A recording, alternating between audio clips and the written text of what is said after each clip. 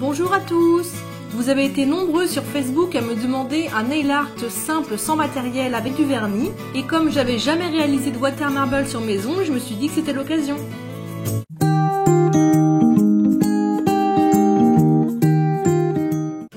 Avant de faire le water marble, j'ai voulu donner un effet irisé à ma base blanche.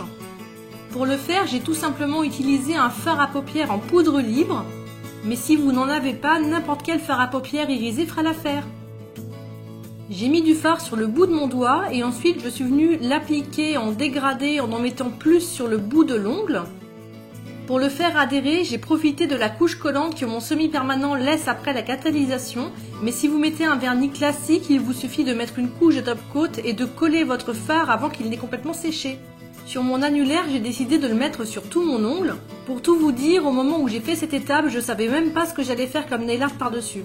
Je balaye un petit peu tout ce qu'il y a en trop avec un petit pinceau. Et j'ai fait la même chose sur tous mes doigts, donc vous voyez bien que j'en pose plus au bout de l'ongle et après j'essaye de dégrader avec mon doigt. Surtout, avant de faire votre water marble, pensez bien à mettre une couche de top coat pour éviter au fard de se dissoudre dans l'eau. J'ai choisi deux vernis de chez Kiko, complètement au hasard parce que je sais pas du tout ce qui fonctionne le mieux en water marble, j'en ai jamais fait avant. J'ai choisi un bleu irisé assorti à mon fard à paupières et un transparent pailleté pour qu'on puisse voir au travers la base que j'avais travaillée.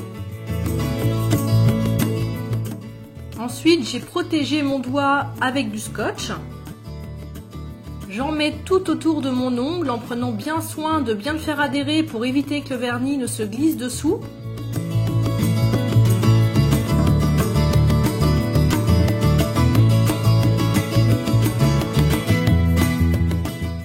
Il faut bien ouvrir vos vernis à l'avance pour pouvoir après vous dépêcher parce que le water marble, il faut le faire assez vite. Donc je prends un verre avec de l'eau à température ambiante. L'idéal, c'est d'avoir une eau la moins calcaire possible.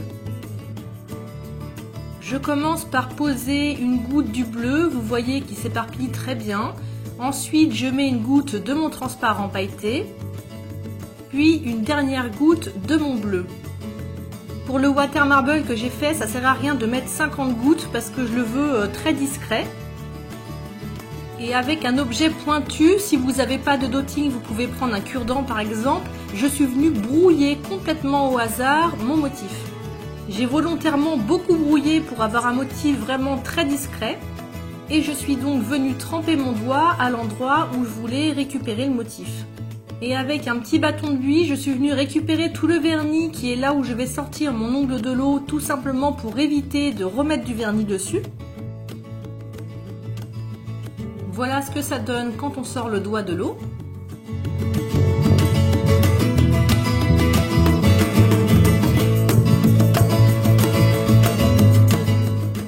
Avant de retirer mon scotch, je l'ai d'abord découpé tout du long et je l'ai décollé délicatement. Si vous ne voulez pas vous ressalir l'autre main, vous pouvez utiliser une pince à épiler.